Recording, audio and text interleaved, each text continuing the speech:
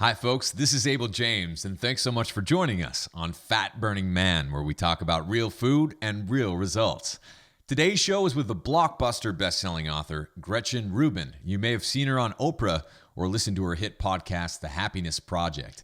You're going to learn why low-carb diets work, simple tricks to be happier, and how to hack your habits to kick butt in health and life. Did you catch the premiere of our new show on ABC last night? I'm starring with celebrity trainers, including Shaun T of the hit workout program Insanity. Don't forget to tune in at 9 p.m., 8 p.m. Central on Thursdays on ABC to see my ugly mug on national television. This show is crazy, and I think you're going to like it. Now, here are a few quick tips for how to drop fat and get results with your New Year's resolutions this year.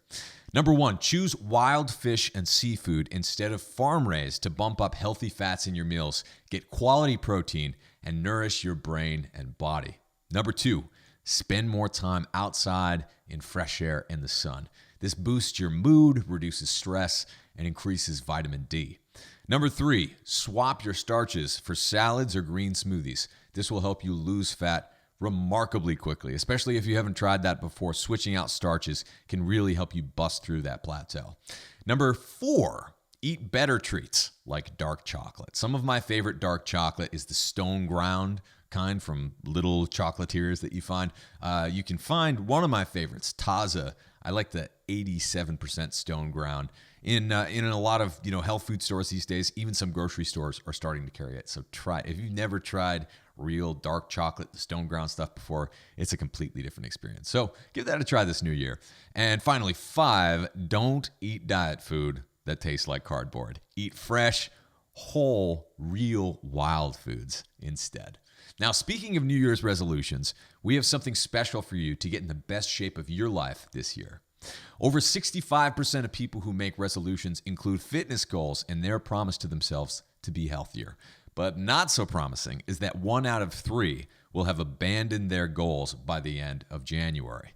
Many people quit because they either lack knowledge about how to accomplish their goals, or they don't have a supportive community to make sure that they're accountable and that they stick to it. And I get it, because we're all swimming in misinformation when it comes to health, fitness, and nutrition. And at the beginning of my fitness and health journey, I was following the wrong information, which made me fat and sick in my early 20s. I want to make sure that that never happens to anyone else again. So the good news is that we're here for you with all the tools, motivation, and support you need to get in the best shape of your life. And this year, we're doing something exciting with our online community, the Fat Burning Tribe. We're just about to launch the Wild Diet 30-Day Challenge to help you get in great shape once again. You can sign up for our 30-day challenge right now at fatburningman.com/challenge.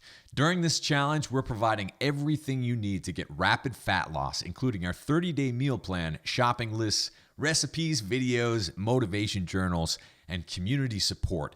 Everything is done for you. It's been planned out for you.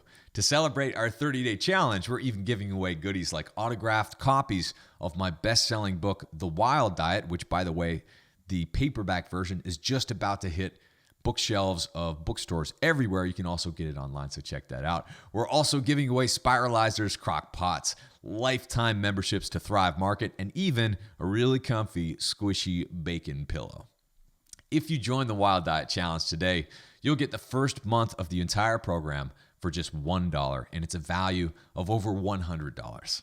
Following the Wild Diet, our readers and listeners have lost 20, 60, even more than 100 pounds by eating real food, just simple meals that you can prepare in a few minutes at home. Some have leaned down to 3% body fat for fitness competitions. Others have shattered their personal bests in races and the gym.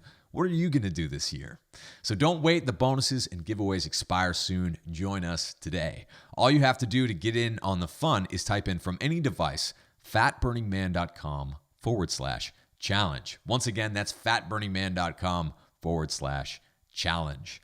On to the show with best-selling author and podcaster Gretchen Rubin. This one's really fun.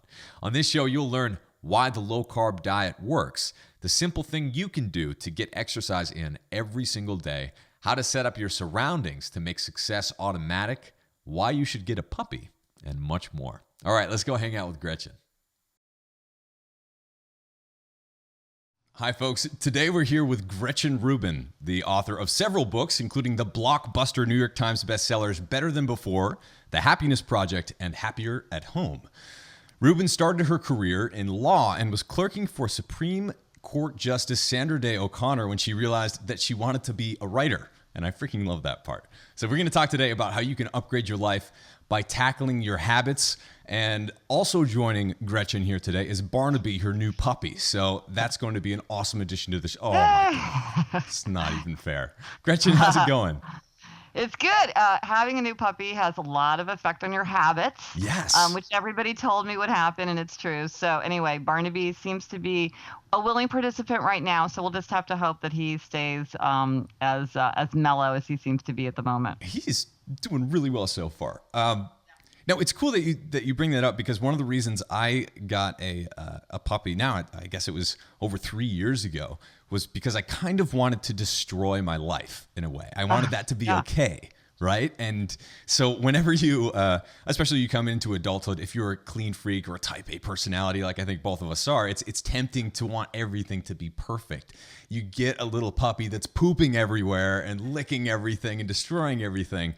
It starts to change your life. So how is that? It's only been a couple of weeks, right? How has that changed your habit so far? Well, it's definitely gotten me. I was always an early riser, but now I get up at 5:30 for this little guy. And it's you really have to be aware, like what time does he eat? What time does he drink? Like you really do have to be very aware of this other creature's needs. And also, like don't let him run around if you think there's going to be mischief afoot. I feel like we should get one of those industrial signs where they're like, no industrial accidents on site for 57 days. We're like, right. No housebreaking accidents for 2 days. It's like, yeah, we're so great. Good luck with that. Yeah, and so it's funny that you mentioned that, like kind of the desire to keep things very simple and clean and orderly. So I could see all the pros about getting a dog, especially from the happiness research, which is that all, dogs make people happier and healthier, by the way. Yeah. And then I could see all the cons, which was, the lack of freedom and the money and the errands and, whatever, the pooping. Right. And then I decided I would choose the bigger life. That's a question that I often use when I have a really difficult decision and I can't decide which way to go. I thought, choose the bigger life. And I thought the bigger life for me and my family is to get a dog. And I think that that's been very true. That's so cool. So why do you say that? Why is that a bigger life? Because I think I like the question, choose the bigger life, because I think it forces you to really think about what's true for you. Because for some people, not having a dog would be a bigger life. They could do more traveling. They'd have more money. They wouldn't have the responsibility. But for us, I think it's a family project. It's something we're all interested in. I have a 16-year-old daughter and a 10-year-old daughter. It can be hard to find things that both of them like to do, but they're both like so excited about the puppy. And it's like, what's the puppy doing? And what treats does a puppy like? And let's go buy the puppy a toy. And, it's something where like, we got to go, we got to learn how to train him and like, can he do a trick? And, so it's something that's fun for all of us to do. And it's a whole new relationship. A dog is a whole new relationship. So it's exciting in that way. If there's anything that makes people happier, it's relationships. And so now we have a relationship with our dog. Yeah. A relationship with a terrible puppy. It's definitely improved our life in so many different ways, especially considering the fact that it discourages bad habits. Right? Because we tried going out late when we had a puppy. What we came home to was an absolute disaster. So it's kind of like, it keeps you compliant with the good life, as it were. Yeah. There's definitely a reckoning with a dog. A dog doesn't want excuses. A dog doesn't accept your justifications. A dog just wants what he wants. Mm-hmm. Yeah. And needs what it needs. And also is a great teacher in finding simple pleasures. I think it's so interesting to me, just from a habit perspective, how many people know that they need to take their dog for a walk and they do it, right? But if they don't have a dog, they don't take their inner monkey for a walk twice a day, 3 times a day or whatever. What's that about? Well, there is research that shows that people, and I think it was funded by a pet food company, so there you go. But but that people who have dogs get more exercise and enjoy it more than people who belong to gyms. And there is, for a lot of people, accountability is really important. And if they just are, if they're only accountable to themselves, like, oh, I should go for a run, they're not going to go. Right. I created a framework to sort of explain people's tendencies and and how their habits form in different patterns. Mm-hmm. And so for obligers, they readily meet outer expectations, but they struggle to meet inner expectations. So if they were on a team, if they had a coach and a team waiting for them, they'd have no trouble exercising, but they can't go on the weekends. Yeah. Well, having a dog is like accountability. If you were just going to go, like every morning I'm going to get up and go for a run, maybe you wouldn't go. But if you know that your little puppy is going to be sad and also mischievous if you don't go for that run, well, then you're going to find it a lot easier to go. That's right. And I think the thing that people don't always connect is that we're a little puppy too. If we're cooped up all day and we don't go on that walk, we get just as crazy, don't we? Yes. No, one of my mantras is treat myself like a toddler. And I'm like, Gretchen can't be out in the cold too long because she really doesn't like the cold. Gretchen can't get too hungry because she gets really crabby. Gretchen needs to get 7 hours of sleep or she can't function. Gretchen doesn't like clothes that are too uncomfortable or shoes that are too tight. You know what I mean? I think you really need to be aware of like what you need to have just your body functioning. It's easy to start thinking, about all these transcendent abstract things, but really your physical state always influences your emotional state. And with exercise, a lot of times people think, oh, I'm too tired to exercise. But unless you're really exercising at the extreme, exercise tends to boost energy, not drain energy. So feeling tired is a reason to go exercise, not a reason to flop down on the sofa. Yeah, it's fascinating. So you mentioned what you eat, and you had a whole section in your book where you talked about reading Why We Get Fat from Gary Taubes, who's also a past guest of the show. Awesome stuff. Why was that such a lightning bolt moment for you? I think that's how you described it. Yeah, well, in my book, I discuss all the strategies that we can use to make or break our habits, and I argue that I identified 21 strategies, which sounds like a lot, but actually it's good because it means there's a lot to choose from. Some work for you, but might not work for me. Some work sometimes and not the others. And the strategy of the lightning bolt of the 21 strategies is it really stands alone. This is a strategy that's not within our conscious control. It's not something that we do, that we choose to do. It's something that happens to us. And it comes to us when we have a big realization, epiphany. We get new information, new knowledge, and new experience. Something happens that overnight changes our habits effortlessly. And the thing about this strategy of the lightning bolt is it's a very easy way to change our habits, but you can't do it on command. So it's frustrating because it makes everything easy. Well, so I was on vacation and I read Why We Get Fat, and it was like, this was a whole new way of thinking about nutrition. It solved many things that had always puzzled me or annoyed me about what I was reading. Suddenly, everything he said seemed to make sense. And in a flash, overnight, I effortlessly changed my eating habits. And I mean, except for leafy green vegetables, I think I ate everything differently, everything different from the way I'd been eating. Yeah. I had been one of those like, oh, I'm going to eat, egg white omelets and turkey burgers and, Bran cereal. Lots of bran cereal, skim milk, all that stuff. And tons of fruit, all that. And so I changed everything the way I ate. And then, of course, I saw this amazing change in my body. So that made me feel like, oh, my lightning bolt is true. It confirmed my belief that in the ideas that I had been reading. But for me, the lightning bolt was just this new way of thinking, this focus on insulin really radically changed my habit.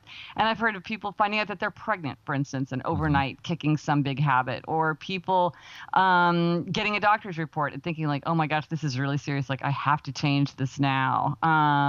Or, sometimes there's just something, you can have a casual conversation with somebody and for whatever reason, it'll just set off some chain of events in your head and your habits change. And so that's what happened to me.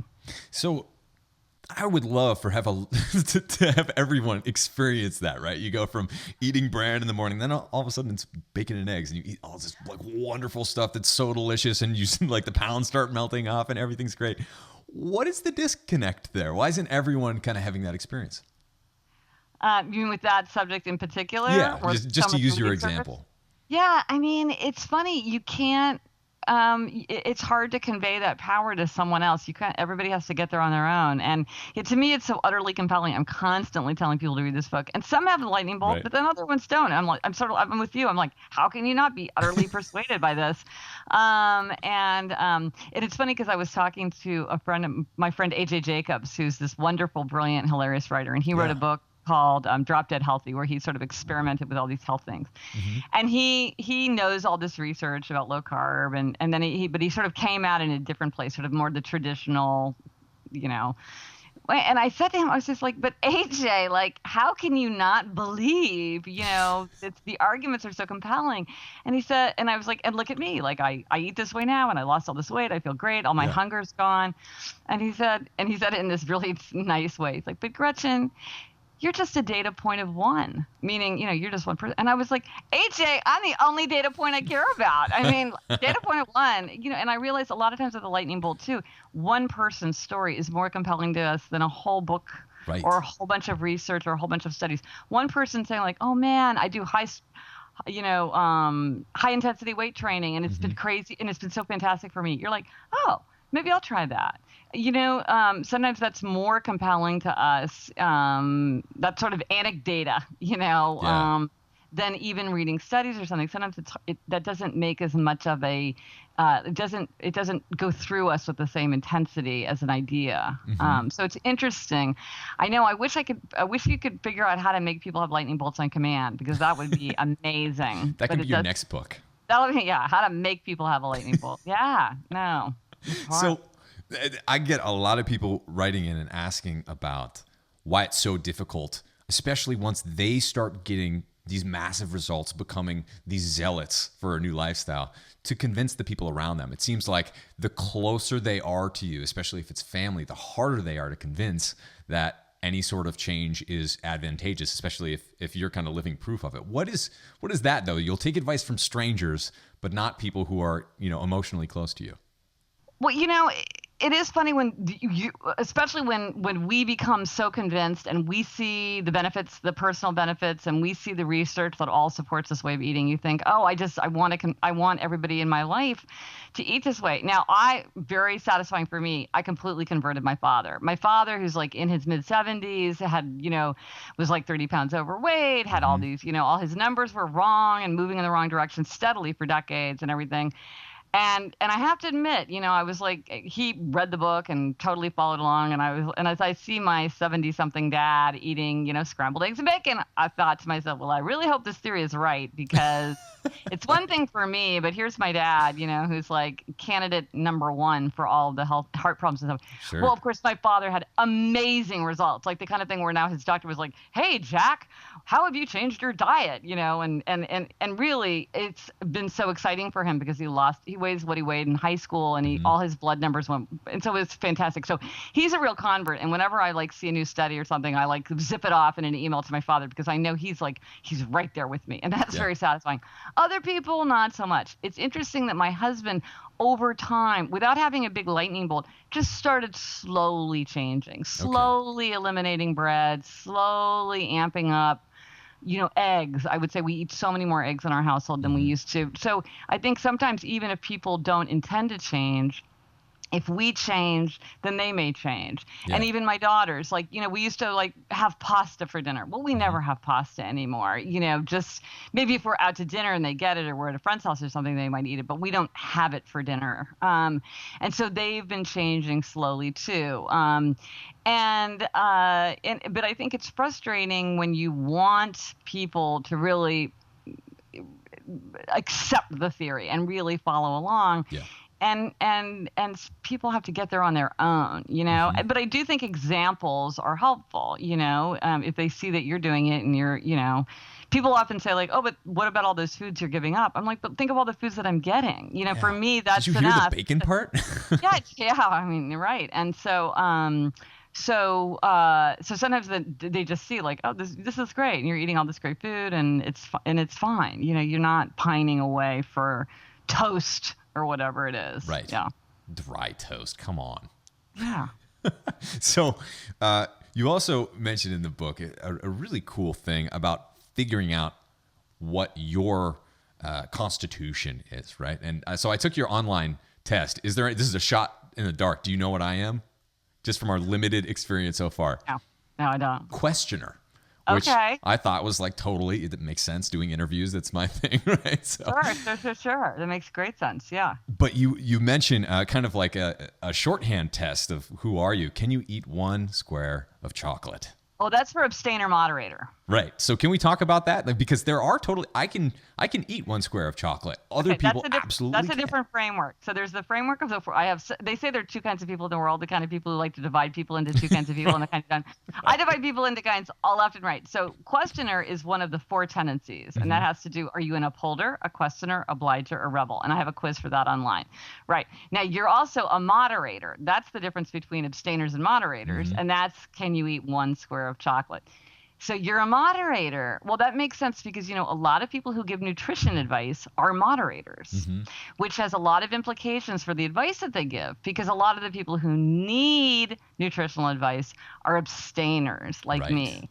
And abstainers are people who they kind of are all or nothing people. They find it easy to have none, but once they start, they can't stop. Like, I can't have half a dish of ice cream. I can't have 1 square of chocolate, And so, but it's hard because moderators will often say things like, well, you should just have a little bit, or just have it sometimes, or have a cheat day, or don't be too hard on yourself. If you're too rigid, like, you won't be able to sustain it.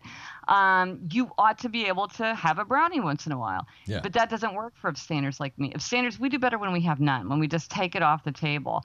My sister is, and this has to do with a strong temptation.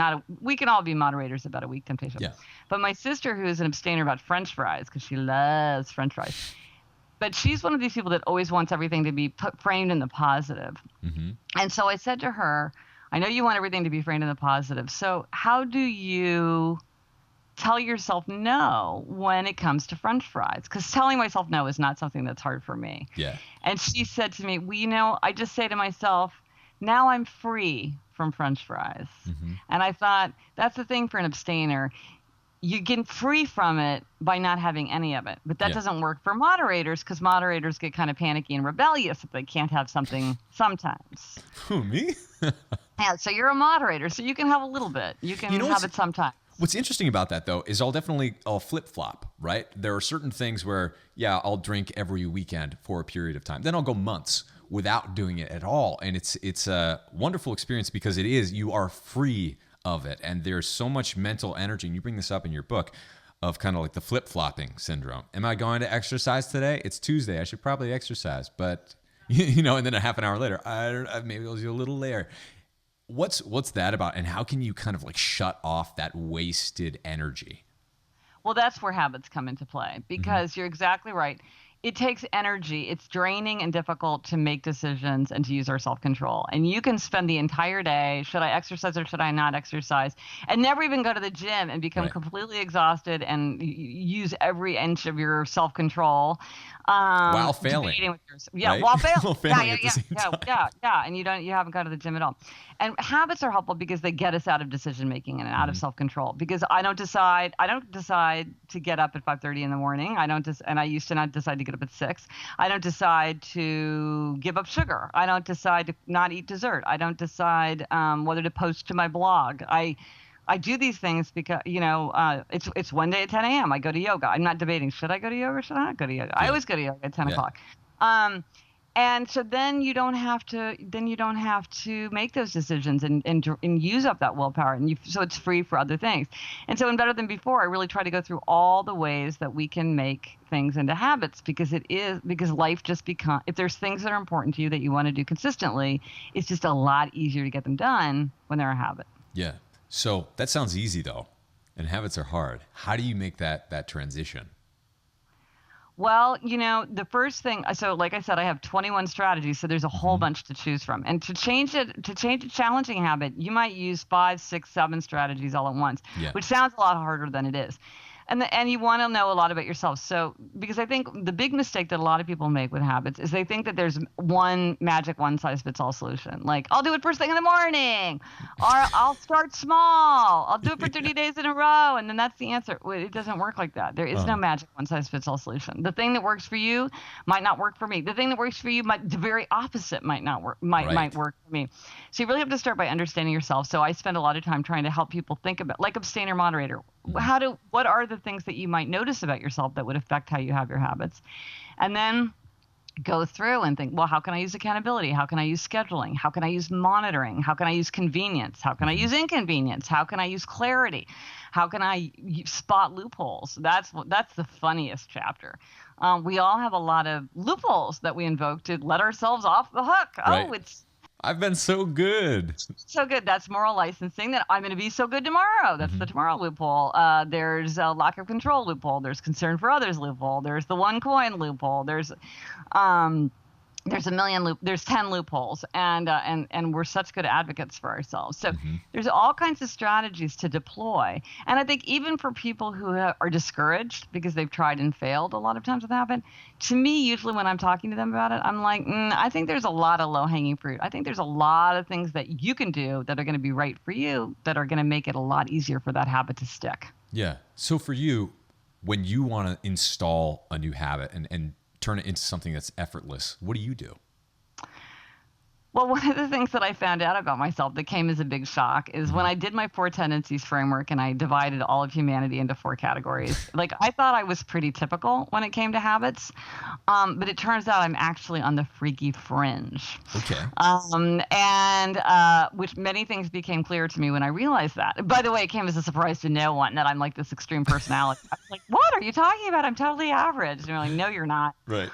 I'm actually part of a very small category of people called upholders who find it pretty easy to form habits. We find it easier than other people.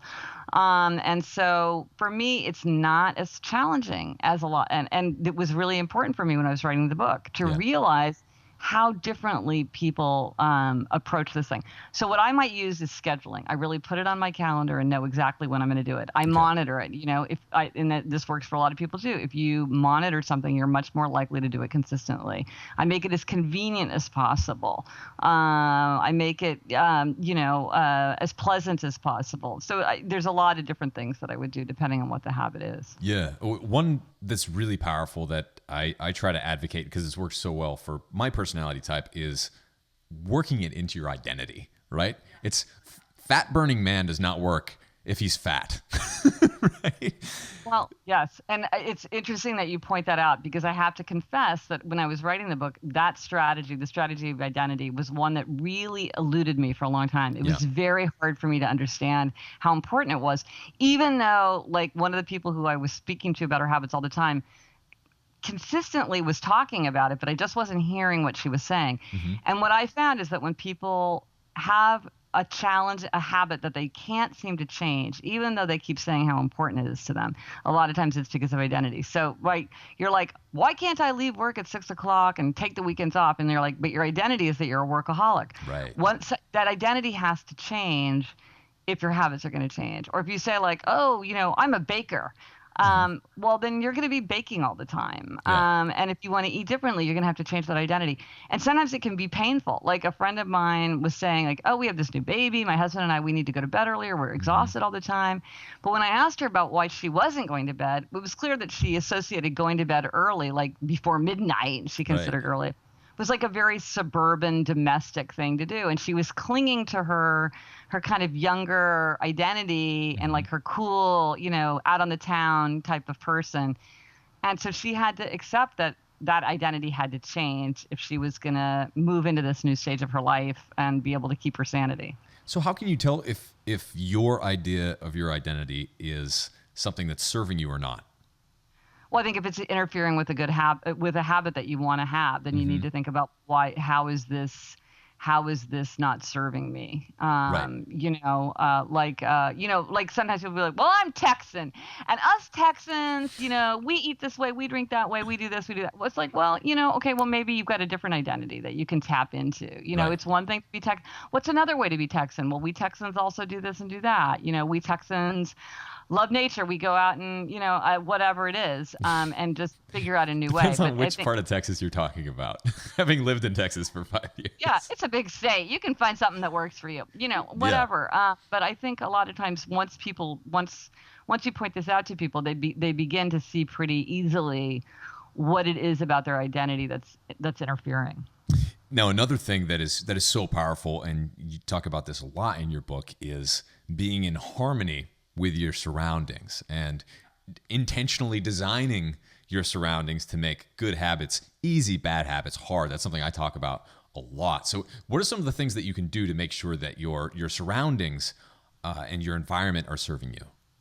Well, so you want to use the strategy of convenience and the strategy of inconvenience, because to like an uncanny degree, we're very influenced by just how easy or hard it is to do something. Yeah. So if you're thinking, oh, should I join the gym that's right across the street from my office, or should I pay a little less and walk 1 block? Oh, you should get the one right across the street from your office. It's worth paying throw a little money at that.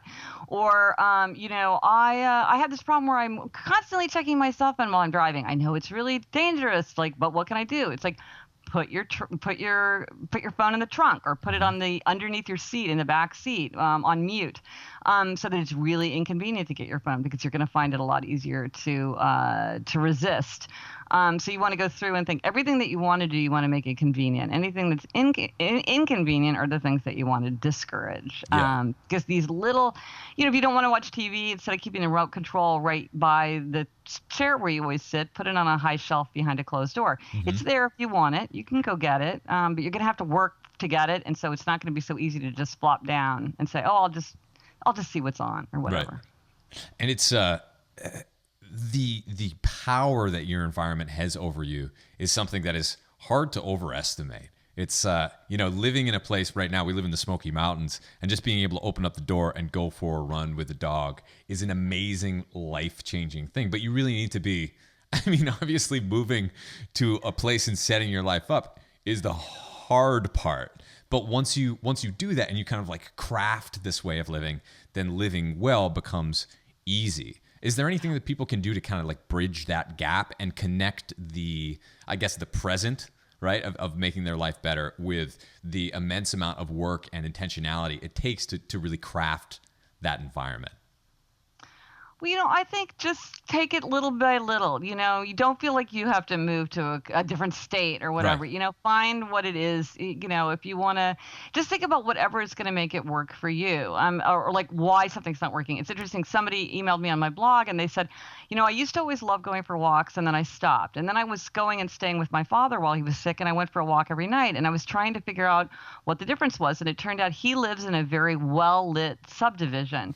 And I realized that I just felt a little uneasy walking after work in my neighborhood because of the cars going by. So I got a reflector vest, and now I walk all the time. So see, sometimes you just have to think a little bit hard, like, well, it's just those little things like, well, what's getting in my way, or what's the problem? Or, maybe you're under my 4 tendencies framework, there are people who do much better with external accountability. So if you're going to exercise, maybe you need to have a trainer. Maybe you need to work out with a friend. Maybe you need to be part of a group, an accountability group. You can get a starter kit on my site, GretchenRubin.com, if you want to start an accountability group where somebody's going to be saying to you, hey, how did it go? Did you go to the gym? Did you go for that walk? Did you go to that class? It's often, I think, easier than people think once they know what to do. But a lot of times they just feel like, well, I couldn't possibly, I work so hard, I couldn't possibly do X, Y, or Z. It's like, well, let's think about it. Maybe there are things that you can do that, if they're set up right for you, won't seem as onerous. Yeah. Now, what about the things that you might be doing, are good for you? Why are those habits so fragile? Right? This is the thing. Or even things that you love to do. That was the thing that was so striking to me. People will say, I love doing this, and yet I can't make a habit of it. We had these same 21 strategies we use to make or break a habit. And it doesn't matter if the habit is fun for you. It doesn't matter if the habit is good for you. These are the strategies that you use. And I think one of the big risks that people take is they think, oh, I enjoy this habit so much, I don't need to worry about protecting it or particularly sticking to it. Or, oh, this is so good for me. Why would I ever stop taking my blood pressure medication? It's so obviously good for me, but then I stop. It's like, I never focus on the results, because I think you have to work. I think process is much more helpful to think about in habits. Like, how am I going to go about doing this? Right. And so one of the little procedural things that I loved, I heard you mention on your show, is called the 60-second rule. And this is something that I started doing. All of a sudden, the house is a lot cleaner. I'm getting a lot more stuff done. There's so many loose ends that are being tied up. Those closed loops that suck all that energy are all of a sudden just tied up in a nice little bow. Can you talk about what the 60-second rule means? Yeah. Well, this is a rule that if there's anything that you can do in less than a minute, you do without delay. So if you can hang up your coat, if you can put the lid back on the jar of peanut butter and put the jar of peanut butter back in the cabinet and close the cabinet door. Guilty. If you can if you can rip open a letter and scan it and toss it, if you can throw the newspaper in the recycling. And what this does is that there's just these tiny tasks that are just kind of the scum on the surface of life, nothing consequential on their own, but added together, they make us feel sort of overwhelmed, and drain our energy. And you walk into your office and you think, oh, there's just like a million things. I don't know what they are. They're out of place. They need to be put away or thrown away or filed and then you just walk right back out again. Yeah. And the 1 minute rule is something where you don't have to take an afternoon. You don't have to take a personal day from work. You just do it in these interstitial parts of your day. And a lot of people say, after a few days, after 2 weeks, it's amazing how much gets done with just these little bits of time. Yeah, because otherwise, even if just say checking email, right? If you have your email open all day and you're reading this thing, you're like, I'll respond to that later. I'll respond to that later. You have it open all day and there are all these things that are kind of adding up as opposed to just like jamming through it in 20 minutes. If you don't hear from me in 20 minutes, you're not going to hear from me type thing. It's massively efficient, but it's hard to do. It's one of these things that once you just put up your mind to do it, I think for a lot of people, they realize that it makes life a lot easier in the long run when they do these things as they come up. Now, I also have a lot of people who listen to this show who are definitely perfectionists like me, and I assume you as well, right? So how do you make sure that perfection isn't the enemy of progress? That's a big one. Right. Don't let the perfect be the enemy of the good. And that's why I called it Better Than Before in the book, because it's not about reaching some goal, some magic utopia of perfect habits and perfect happiness. It's really, yeah, it's not very realistic. I think it's better to think about moving in the right direction. If you do this, are you better than before? Are you doing better than before? Are you getting better? And getting better is what we all want. It's getting better is the best. And so I think it's like not worrying too much about and not beating yourself up. One of the things that comes up with habits a lot is how do you handle a slip up? Yeah.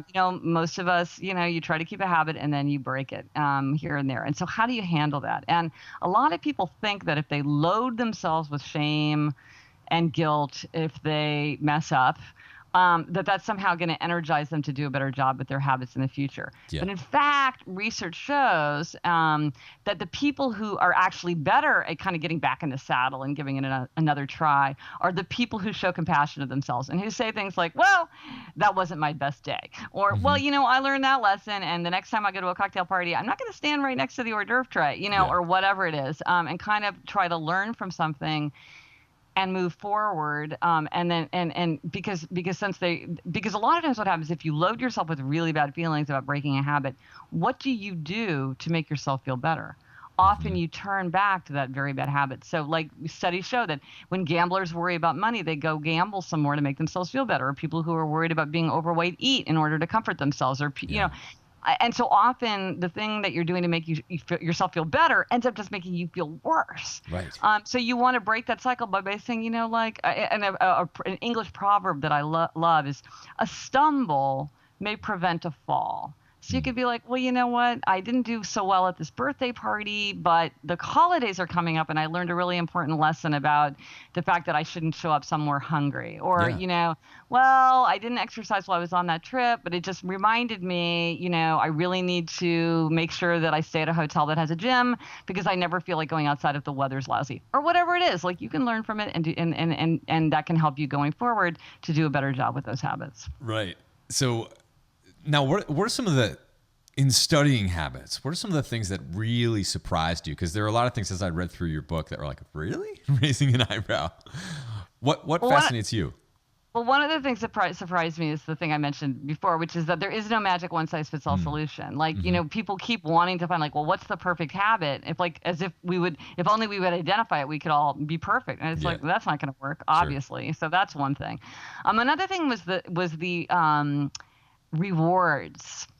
the negative effect of rewards on habits, because the first thing people want to do is say, oh, if you go for a run, give yourself a scone, or, you did a good, if you did this, you're going to get that. And what I learned about habits is that rewards are very undermining. You don't want to reward yourself for a habit unless, and the only reward that works is a reward that takes you deeper into the habit. So if you're doing a lot of yoga, you could say, well, I need to get new yoga clothes because a person who does a lot of yoga needs fresh clothes. Or I've done a really good job of cooking healthy meals. I am going to get myself some new fancy expensive knives because a person who does a lot of cooking really benefits from having a lot of knives. Because what are the knives good for? More cooking. Yeah. Which reminds me of an old joke about making partner in a law firm. And they say making partner in a law firm is like entering a pie eating contest, winning, and discovering that the prize is more pie. So the prize for the good exercise should be more exercise. Or, the prize for bringing lunch is a new lunchbox, a fabulous, fancy, now they have all these like super elegant, fashionable lunchboxes, not something like, oh, I've been so good, now I get to have a giant piece of chocolate cake, which is a lot of times people give themselves perverse rewards. They reward, like the friend of mine who said, as soon as I've lost 10 pounds, I'm going to go and get a giant chocolate eclair. And I was like, really? Like, no, that's not gonna make you happy in the long run. Right. What is that temptation? Why do we want to reward ourselves with the thing that's going to basically do the opposite of what we're rewarding ourselves for? Well, it's moral licensing loophole, which you mentioned before. I've been so good, I deserve it. And then I also think, part of the things that happens with like my friend losing the 10 pounds is like people have this idea of like, well, I'm going to lose 10 pounds, I'm going to hit my goal, and then I'm going to go back to eating normally. Well, when you eat normally, you weigh what you were before. That's what happens when you eat in that way. Yeah. And so I think a lot of times people don't want to acknowledge the fact that if they want their bodies to be different or they want their health to be different, they need to make changes that are really indefinite. It's not about doing it for a certain amount of time or 6 months or to lose 20 pounds or whatever. It's really to do it indefinitely. And so you want to figure out, well, what can I do really forever? But maybe let that be a myth that you don't think about so much. Some people get freaked out. Some people at home just think like, this is what I'm doing today. This is what I'm doing today. Yeah. To do this today. I'm choosing to do this today. So why is change, though, such a dirty word? Why is it such a scary concept for people when they know that change will be good, right? Well, I think it's because a lot of people are discouraged. I mean, I think they've tried to change their habits before. They've tried to make a change. They failed. And so they feel bad about it. They feel impotent. They feel powerless to, it's like my father with his blood work. It was like, every year, I think every time he went in, every 6 months or whatever, it was just a little bit worse and just a little bit worse. And they'd say, hey, Jack, you should lose weight. But he just wasn't. And he would do this and he would do that. Nothing would really change. And it just starts to give you a very bad, defeated feeling. And so you feel like, I don't want to change. It's too hard and it doesn't work and it depresses me, so why bother? But that's why I feel like it's really exciting and encouraging when there really are these tools where you can say, look, this is the kind of person you are. This is the kind of thing that's likely to work for you. Yeah. And here's like 5, 6, 7 tools in your toolbox that you can use. And it's exciting for me to hear from people who are like, man, you said this one thing. I realized it completely describes me. I've made this one small change, and like now I can do this thing that has been frustrating me for years. Because a lot of times it's not that it's so hard to do. It's just that you kind of need to know what key to put into the lock in order to allow that change to occur. Right. And when in doubt, get a puppy. Yeah. Good for some habits, bad for others. Absolutely. If you're a person who has trouble getting enough sleep, I'm not sure that I'm really good about making sure that I get enough sleep, and that's good because this puppy, man, when I get down there, I get up at 5:30, and I would not want to push him any further. He's good to wait that long. Yeah. Well, he's been so good in this interview. I can't believe. Good job, Barnaby. I know. Good Barnaby here. He's going to say hello. Hello. Barnaby, the cockapoo. So freaking cute. So anyway, we're just about out of time, but before we go, please talk about your awesome podcast, the projects that you're working on, your book, all of that wonderful stuff. Oh, thank you. Yeah, I have a new podcast with my sister called Happier with Gretchen Rubin, and we talk about happiness, good habits, human nature, all that good stuff. And we're sisters, so we don't let each other get away with much. It's tons of fun. It's been a big success, which has been fantastic. Yeah. So And you that's guys, called can I just say, you guys are very different. So the interplay between the two personalities is fascinating. Yeah, we are. Yes. I call her my sister, the sage, because she's just always this like. I'm 5 years older than she is, so I'm the big sister. But I feel like she has all these words of wisdom, and she's hilarious. But so it's tons of fun for us. And it's really been a hit with listeners, which is very exciting for both of us. And right now, I mentioned a couple times my 4 tendencies framework, and since that's just one of the strategies in the book and Better Than Before. But I've had so many emails from people like asking extremely complicated, sophisticated questions like, I'm the parent of a rebel child and I want them to practice violin. What do I do? Or I'm the manager of an obliger and I don't know how to, create systems that can allow them to avoid burnout or whatever, Right. Asking these very specific questions. So I'm writing kind of a little book, not my next big book, but a little book that just goes into far, far, far more detail about the 4 tendencies than I could do. And I write on my blog, GretchenRubin.com, practically every day about my adventures and happiness and good habits. And I'm all over Facebook and Twitter and Instagram and Pinterest and all that stuff. So I love to hear from listeners. So Awesome. Well, Gretchen Rubin, it has been a true pleasure. This has been a lot of fun. Thank you so much. Thank you. And thank you for letting Barnaby come along.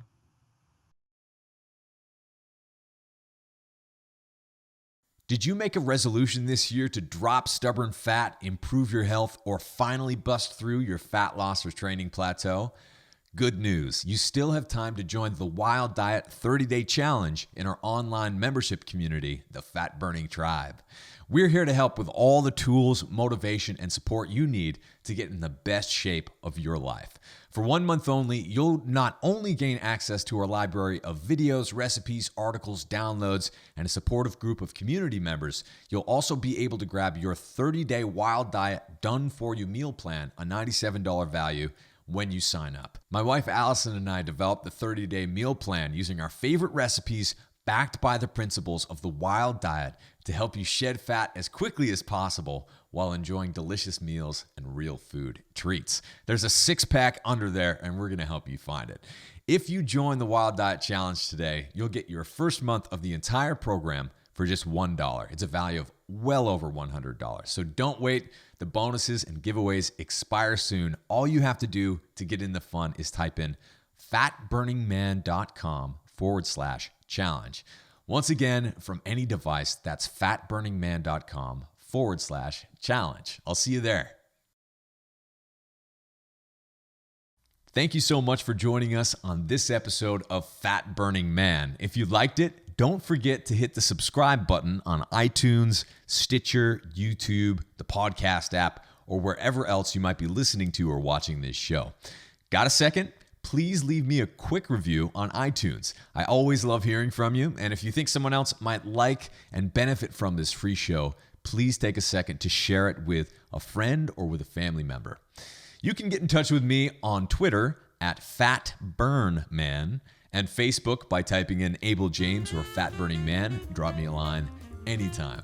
Did you know that I've recorded over 150 episodes of Fat Burning Man, winning 4 awards in independent media and hitting #1 in more than 8 countries? And here's some more good news. You can download and listen to every single episode for free. All you have to do is type in fatburningman.com. I'll give you a second to type it in, fatburningman.com. And you'll get all the show notes in video and audio versions for all the past episodes of Fat Burning Man. Better yet, enter your best email at fatburningman.com, sign up for my newsletter, and I'll even send you a quick start guide to start burning fat right now and a few of our ridiculously tasty recipes as a special thanks for signing up. Once again, just go to fatburningman.com right now, enter your best email to get your free fat burning download straight to your inbox and make sure that you never miss a show again. This is Abel James signing off. Thanks so much for listening and have a great week.